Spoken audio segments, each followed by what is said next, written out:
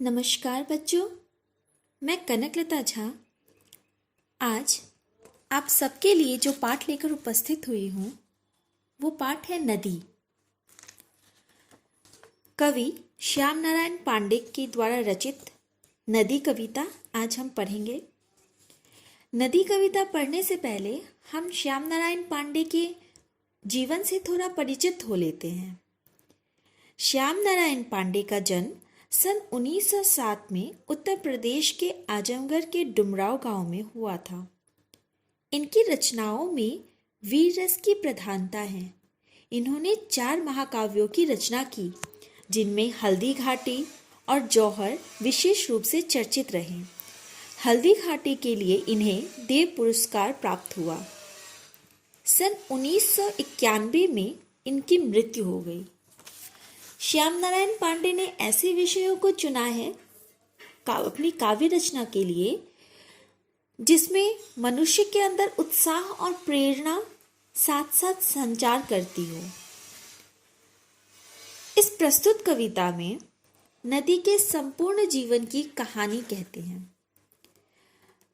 पर्वत चट्टानों से लड़ती हुई नदी अपने किनारे बसे शहरों गांवों को जीवन देती है, देश की उन्नति का मार्ग प्रशस्त करती है, माँ की तरह दुलारती है और रौद्र रूप दिखाकर डराती भी है।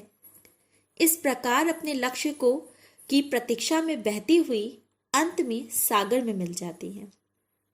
हम नदी से बहुत कुछ सीख सकते हैं। नदी हमें बहुत सारी प्रेरणा देती है। नदी क्या क्या करती है उसके जरिए हम ये जानेंगे कि अगर नदी ये सारी चीज़ें कर सकती है तो हम मनुष्य भी ये सारी चीज़ें कर सकते हैं। कह सकते हैं हम कि नदी के द्वारा, नदी के पूरे जीवन के द्वारा हम अपने जीवन को इसके साथ जोड़कर देख सकते हैं। आइए पढ़ते हैं कविता नदी। क्षण भर रुककर विश्राम करो, क्यों नदी निरंतर बहती हो। जब जब मैंने देखा पाया, तुम दौड़ धूप में रहती हो। कवि कहते हैं कि नदी तुम थोड़ी देर रुककर विश्राम नहीं कर सकती। तुम्हें कभी मैंने आराम करते हुए, विश्राम करते हुए नहीं देखा। तुम क्यों हमेशा ही बहती रहती हो। जब जब मैंने देखा पाया, तुम दौड़ धूप में रहती हो। जब भी मैंने देखा तुम्हें, तभी मैंने देखा हमेशा तुम दौड़ धूप करती हो, हमेशा तुम बहती रहती हो, हमेशा तुम परिश्रम करती हो। क्या तुम कभी आराम नहीं कर सकती।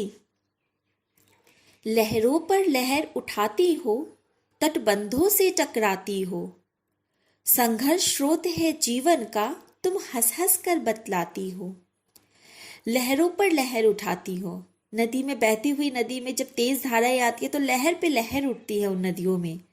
तटबंधों से टकराती हो, नदी के किनारों से, नदी की सीमाओं से टकराती हो तुम। संघर्ष स्रोत है जीवन का। संघर्ष ही जीवन का स्रोत है, माध्यम है, जरिया है। हम संघर्ष के द्वारा ही जीवन में आगे बढ़ सकते हैं। ये नदी तुम हंस हंस कर हमें बतलाती हो। कभी तुम चट्टानों से टकराती हो, कभी नदी के किनारों से टकराती हो और अपने जीवन में हो रहे संघर्ष को दर्शाती हो और हमें यह बताती हो कि किस तरह से हमें अपने जीवन में भी संघर्ष करते हुए आगे बढ़ना चाहिए।